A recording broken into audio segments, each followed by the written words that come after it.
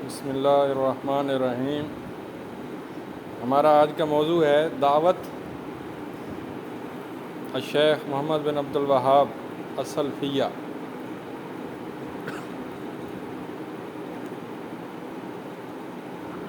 تو اس میں شیخ محمد بن عبد الوہاب کی جو سلفی تحریک ہے اس کا تعارف پیش کیا جائے گا۔ تو سب سے پہلے وہ تعریف کرتے ہیں کہ یہ دعوت سلفیہ، اس کا معنی مفہوم کیا ہے۔ تو بتاتے ہیں کہ دعوت سلفیہ جو ہے یہ سلف صالحین کے طریقے کی طرف لوٹنے کی دعوت دیتی ہے۔ سلف صالحین جو نبوت کے زمانے میں اور اس کے مابعد زمانے میں موجود تھے، اس اعتبار سے ہم کہہ سکتے ہیں کہ شیخ محمد بن عبد الوہاب کی جو تحریک ہے یہ تمام اصلاحی تحریکوں کی قائد تحریک ہے، کیونکہ جو تحریک سلف صالحین کی طرف بلائے وہ سب سے اہم تحریک ہے بنسبت دیگر تحریکوں کے، جو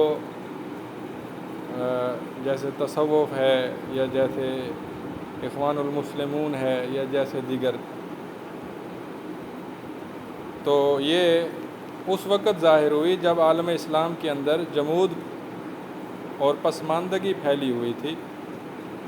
اس دعوت نے خالص اسلامی عقائد کی طرف بلایا، توحید کو شرک سے الگ تھلگ کیا، واضح کیا۔ بعض لوگ غلطی سے اسے وہابی تحریک کہتے ہیں، حالانکہ یہ وہابی تحریک نہیں ہے، یہ سلفی تحریک ہے، یعنی ایسی تحریک جو سلف صالحین کی طرف بلائے۔ یہ کوئی شخصی تحریک نہیں ہے کہ کسی ایک بندے کی تحریک ہے، یہ تو کہتی ہے کہ سلف صالحین سے جڑ جاؤ۔ تو یہ کوئی خاص مذہب نہیں ہے جو نیا مذہب ہو، کوئی نیا طریقہ ہو، بلکہ یہ قرون اولیٰ سے جو تحریک چل رہی تھی یہ اس کو ہی دوبارہ زندہ کیا گیا ہے۔ جیسا کہ اللہ تعالیٰ نے فرمایا والسابقون الاولون من المہاجرین والانصار۔ تو جو سلف صالحین جس کا تذکرہ قرآن اور حدیث میں آتا ہے اس کی طرف یہ بلاتی ہے۔ ہم من کان علی مثل ما انا علیہ اليوم واصحابی۔ حدیث میں آتا ہے کہ جس طریقے پر میں اور میرے صحابہ ہیں وہ اصل فرقہ ناجیہ کا طریقہ ہے۔ تو یہ جو سلفی تحریک ہے اس کے جو سب سے بڑے بزرگ ہیں وہ محمد بن عبد الوہاب ہیں التمیمی النجدی۔ 1703 عیسوی سے 1791 عیسوی کے درمیان ان کی زندگی تھی۔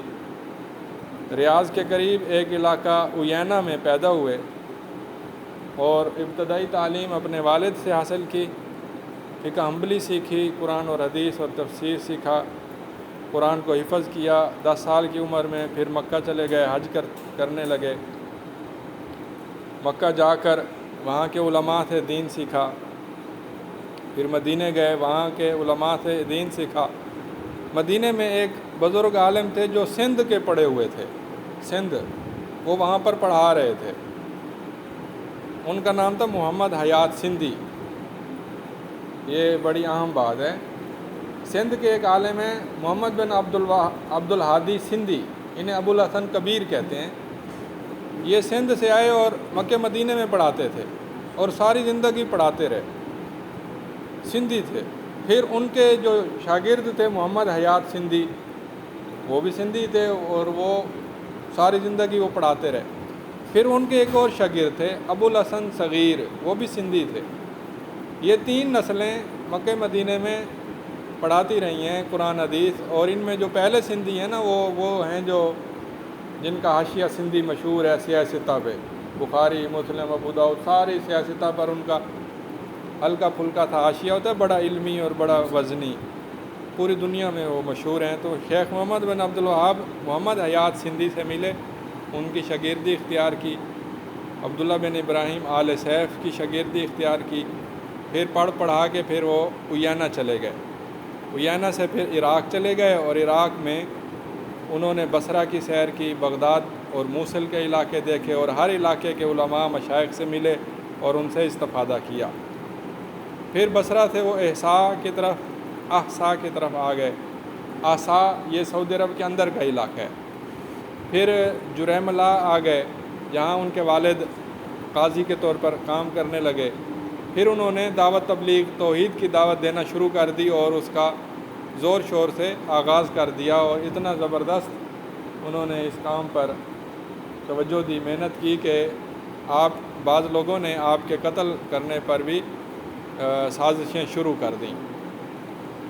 تو جب حالات خراب ہوئے تو آپ عیینہ آ گئے، اور عیینہ کا جو امیر تھا اس کو اپنی دعوت پیش کی، جس کا نام عثمان بن معمر تھا۔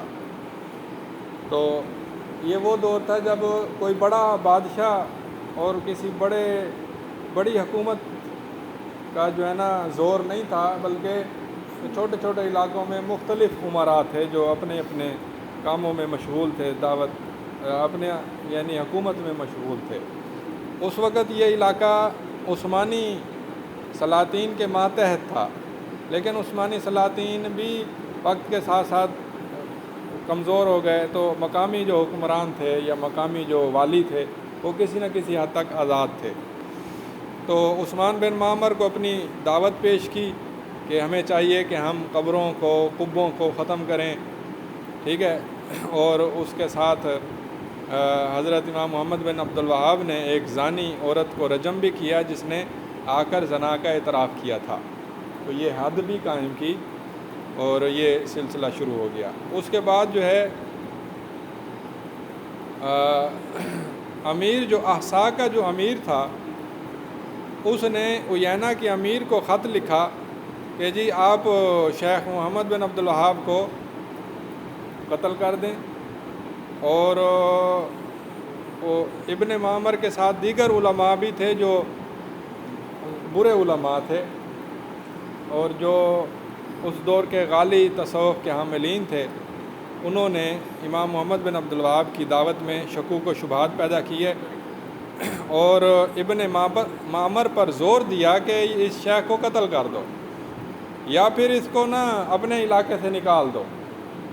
تو اس ابن معمر نے حضرت شیخ کو عیینہ سے نکال دیا۔ وہ عیینہ سے نکلے اور پھر اس کے بعد وہ ایک اور علاقہ جو تھا درعیہ، وہاں وہ چلے گئے، اور درعیہ کا جو حکمران تھا، وہاں امیر جو تھا، وہ آل سعودی نسل سے تھا، اور وہاں وہ ان کے مہمان بنے اور وہاں پر تعلیم دینے لگے اور کام شروع کر دیا۔ محمد بن سعود جو اس وقت کا حکمران تھا، اس نے شیخ کو خوش آمدید کہا، اس کی حمایت کی، اور ان کے درمیان ایک تاریخی مکالمہ ہوا جس میں محمد بن عبد الوہاب نے انہیں خوشخبری دی کہ آپ اچھے علاقے میں ہیں، اللہ آپ کو عزت اور قوت سے نوازے، اور آپ کلمہ توحید لا الہ الا اللہ پر محنت کریں، اللہ آپ کی مدد کرے گا، اور یہ وہ کلمہ ہے جس کی طرف اللہ کے رسول صلی اللہ علیہ وسلم دعوت دیتے رہے ہیں۔ شیخ امیر نے، وہ جو سعودی تھا محمد بن سعود، اس نے شیخ کو کہا کہ آپ نا ہمارے علاقے میں محنت کریں، میں آپ کے ساتھ ہوں، لیکن میری ایک دو شرطیں ہیں۔ پہلی شرط یہ ہے کہ آپ ہمیں چھوڑ کر کبھی نہیں جائیں گے۔ ایسا نہ ہو کہ جب آپ زیادہ مشہور ہو جائیں یا کوئی اور آپ کو کہے آپ ہمارے پاس آئیں تو پھر آپ ان کی طرف چلے جائیں، ایسے آپ نہیں کریں گے۔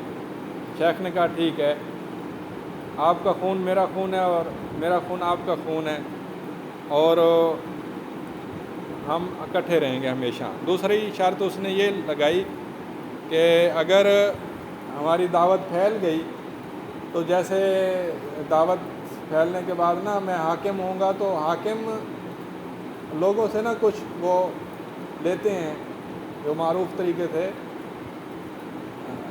کچھ لیا جاتا ہے عوام سے، چنگی معصول وغیرہ جو بھی ہوتا ہے، تو وہ میں لوں گا۔ شیخ نے کہا کہ اللہ تعالیٰ آپ کو عظیم فتوحات سے نوازے گا اور آپ کو ایسے غنائم دے گا جو اس قسم کے کاموں سے بھی بہتر ہوں گے، تو آپ فکر نہ کریں، آپ اللہ سے اچھی امید رکھیں۔ اس طرح سے شیخ نے ایک امیر یعنی حاکم کی معاونت کے ساتھ آپ نے دعوت تبلیغ کو بڑھانا شروع کیا، اور اس طرح سے جو محمد بن سعود کا بیٹا تھا عبدالعزیز، اس نے بھی آپ کی مدد جاری رکھی، اور پھر اس کے بعد کچھ درمیان میں وقفہ بھی آیا کہ جس میں مشکلات پیدا ہو گئیں، اور اس مشکلات کے بعد دوبارہ امام محمد بن عبدالوہاب کی تحریک زندہ ہوئی، تو وہ درمیانی مشکلات اس نے نہیں لکھی۔ وہ لکھتا ہے مصنف کہ یہ شیخ کی تصانیف میں سب سے اہم جو ہے کتاب التوحید ہے، پھر کتاب الایمان ہے، کشف الشبہات ہے، آداب المشی، الصلاۃ ہے، اور دیگر کتابیں ہیں۔ ان کے شاگردوں میں جو مشہور شاگرد ہیں وہ ایک تو سعود بن عبدالعزیز بن محمد بن سعود ہے، یہ شاگرد ہے جس نے مستقل شیخ کے ساتھ تعلق رکھا اور شاگردی اختیار کی اور علم حاصل کیا۔ دوسرا حسین بن محمد بن عبدالوہاب جو آپ کے بیٹے تھے اور درعیہ شہر کے قاضی بھی بنے، وہ بھی آپ کے شاگرد ہیں۔ پھر علی بن محمد بن عبدالوہاب، یہ بھی بہت بزرگ عالم تھے۔ پھر عبداللہ بن محمد بن عبدالوہاب، یہ بھی درعیہ کے قاضی بنے اور بڑے عالم فاضل تھے، اور ان کی وفات مصر میں ہوئی۔ ابراہیم بن محمد بن عبدالوہاب، یہ بھی عالم تھے۔ عبدالرحمن بن خمیس، امام و قصر آل سعود، یہ بھی قاضی تھے۔ حسین بن غنام، ان کی کتاب ہے روضۃ الافکار، بڑی مشہور ہے۔ عبدالعزیز بن عبداللہ الحسین، حمد بن ناصر بن معمر، عبدالرحمن بن حسن بن محمد بن عبدالوہاب، یہ امام محمد بن عبدالوہاب کے پوتے ہیں جنہوں نے اپنے دادے سے بھی علم حاصل کیا، ٹھیک ہے، اور یہ بھی قاضی بھی بنے اور درس تدریس بھی کرتے رہے۔ ان کی بڑی مشہور کتاب ہے الرد النفیس علی شبہات داؤد ابن جریس۔ شیخ عبداللطیف، یہ عبدالرحمن کے بیٹے ہیں، یعنی شیخ محمد بن عبدالوہاب کے پڑ پوتے ہیں۔ ان کی کتاب ہے تاسیس و تقدیس، یہ بھی بڑی اہم ہے۔ اسی طرح سلیمان بن عبداللہ بن محمد بن عبدالوہاب ہیں، ان کی کتاب تحسیر العزیز الحمید ہیں۔ ان کو کسی ظالم نے قتل کر دیا، اور یہ وہ جو میں کہہ رہا تھا مشکلات کا دور بھی آیا، یہ وہ والا دور ہے۔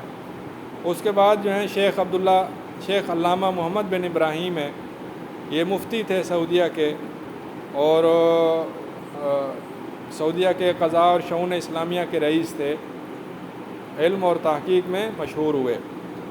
اسی طرح احمد بن عیسیٰ جو شارح ہیں قصیدہ نونیہ ابن قیم کے، وہ بھی مشہور شخصیت ہیں۔ پھر عبداللہ بن عبد الرحمن بابتین، یہ مفتی دیار نجدیہ تھے، بڑے مشہور تھے۔ سلیمان بن سہمان، ان کی کئی کتابیں ہیں۔ شیخ حمد بن علی بن عتیق۔ پھر اس کے بعد جو مشہور شخصیات ہیں اس میں شیخ عبدالعزیز بن باز، جو کہ مفتی عام ہیں مملکت عربیہ سعودیہ کے، اور جو سعودی عرب سے باہر جو لوگ متاثر ہوئے ان میں محمد بشیر سہسوانی ہیں جو ہندوستان کے تھے، محمود آلوسی ہیں جو غالباً ترکی کے تھے۔ اس طرح سے اس سلفی تحریک سے بہت ساری دیگر تحریکیں بھی متاثر ہوئیں، مصر کی، شام کی، اور اس طرح دیگر علاقوں کی۔ امام محمد بن عبدالوہاب کے افکار اور معتقدات کیا تھے، اس میں وہ بتاتے ہیں کہ امام محمد بن عبدالوہاب حنبلی مذہب کے تھے، لیکن وہ حنبلی مذہب کے مکمل مقلد نہیں تھے، بلکہ وہ دلیل کی روشنی میں، قرآن و سنت کی روشنی میں، سلف صالحین کے طریقے کے مطابق وہ حنبلی مذہب سے آگے پیچھے بھی ہو جاتے جب دلیل طاقتور ہو جاتی۔ تو انہوں نے تاکید کی کہ قرآن و سنت کی طرف رجوع کیا جائے اور اہل سنت والجماعت کا مذہب جو مٹ چکا تھا اس کو زندہ کیا جائے، اور انہوں نے دلیل کے فہم اور دلیل پر بنیاد رکھنے کو مضبوط کیا، اور انہوں نے توحید کی طرف بلایا۔ توحید کی تینوں اقسام، توحید ربوبیت، توحید الوہیت، توحید اسماء و صفات، تینوں پر الگ الگ محنت کی۔ توحید ربوبیت تو پہلے سے ہی مشہور تھی، لوگ جانتے تھے۔ توحید الوہیت صوفیاء کے نزدیک، جو اس دور کے صوفیاء تھے، ان کے نزدیک توحید الوہیت کوئی معنی نہیں رکھتی تھی۔ تو امام محمد بن عبد الوہاب نے عبادات کے اندر جو شرک تھا اس کے رسوم و رواج طور طریقوں کو انہوں نے مٹایا، ختم کیا، اور توحید اسماء و صفات پر بھی محنت کی، اور اللہ کی صفتیں جو ہیں ان کو ثابت کیا بغیر تمثیل کے، تکییف کے، تحریف کے، تعطیل کے۔ اور اس کے بعد انہوں نے جہاد کے فریضے کو زندہ کیا۔ یہاں جہاد سے مراد کافروں سے لڑنا نہیں ہے، بلکہ جہاد سے مراد یہ ہے کہ دعوت اور تبلیغ میں شرک کے جو مظاہر تھے ان پر سختی کے ساتھ رد کیا اور قوت کے ساتھ ان کو ختم کیا۔ اسی طرح آپ نے بدعات اور خرافات اور اس دور میں جو جہالات پھیلی ہوئی تھیں ان کو ختم کرنے کی کوشش کی، جیسے قبروں کی زیارت کرنا، قبوں کی زیارت کرنا، درختوں سے فیض حاصل کرنے کے لیے درختوں کے پاس آنا جانا، غاروں کی زیارت کرنا۔ یہ اس دور میں مشہور تھا کہ یہ فلاں قبر فلاں صحابی کی ہے، اس سے مدد مانگو، فلاں قبہ فلاں صحابی کا ہے، فلاں درخت فلاں صحابی کا ہے، فلاں غار فلاں کی ہے، تو ان سے وہ مدد طلب کرتے تھے۔ اسی طرح اس دور میں توسل جو ہے، یعنی وسیلہ بنانا، اللہ کے حضور کسی انسان کو وسیلہ بنانا، یہ رائج تھا۔ تو آپ نے بتایا کہ توسل کی دو قسمیں ہیں، مشروع اور ممنوع۔ مشروع وہ ہے کہ اللہ کو پکارا جائے اس کے ناموں کے ساتھ اور اعمال صالحہ کے ساتھ، اور اپنے بھائی کو غیب میں دعا کرنے کے ساتھ، یہ مشروع وسیلہ ہے۔ ممنوع یا بدعتی وسیلہ یہ ہے کہ جس کی کوئی دلیل نہ ہو، جیسا کہ اللہ کو واسطہ دینا اللہ کے رسول کا، اللہ تجھے اپنے رسول کا واسطہ، یا شیخ فلاں کا واسطہ، یہ بدعتی وسیلہ ہے، انہوں نے اس سے روکا۔ اسی طرح قبروں کی تعمیر سے روکا، ان کو لباس پہنانے سے روکا، اور ان پر دیے جلانے سے روکا۔ اسی طرح صوفیاء کی جو شطحیات تھیں ان سے روکا۔ شطحات وہ کلام ہوتا ہے جو صوفی وجد میں، کیف میں، سکر میں، نشے میں وہ کچھ باتیں منہ سے نکال دیتا ہے۔ وہ باتیں شریعت کے خلاف ہوتی ہیں، لیکن چونکہ وہ ایک نشے میں نکالتا ہے، ایک وجد میں نکالتا ہے، تو انہیں معذور سمجھا جاتا ہے۔ لیکن مجموعی طور پر شطحات جو ہیں یہ غیر اسلامی اقوال ہوتے ہیں، تو محمد بن عبد الوہاب نے ان سے روکا۔ اسی طرح سے اللہ پر ایسی باتیں کرنا جو کہ علم کے بغیر ہوں، اور طواغیت سے محاربہ کیا۔ طاغوت کی تشریح انہوں نے کی کہ طاغوت 5 قسم کے ہیں۔ ابلیس، من عبدہ وہو راض، جس کی عبادت کی جائے اور وہ راضی ہو، جیسے کہ بعض پیر ہوتے ہیں وہ اپنے لیے سجدہ کراتے ہیں۔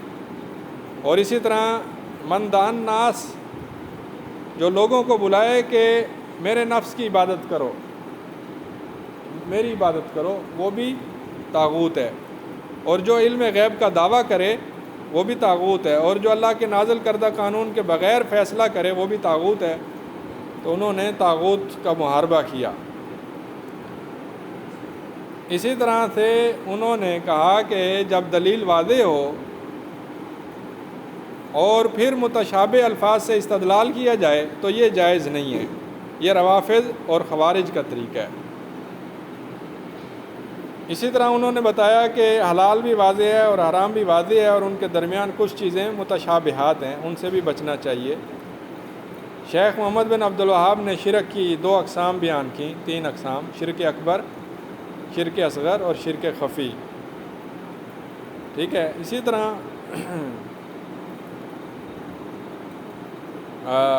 اس دعوت نے اپنے دور کے تمام مسائل کو حل کرنے کی کوشش کی،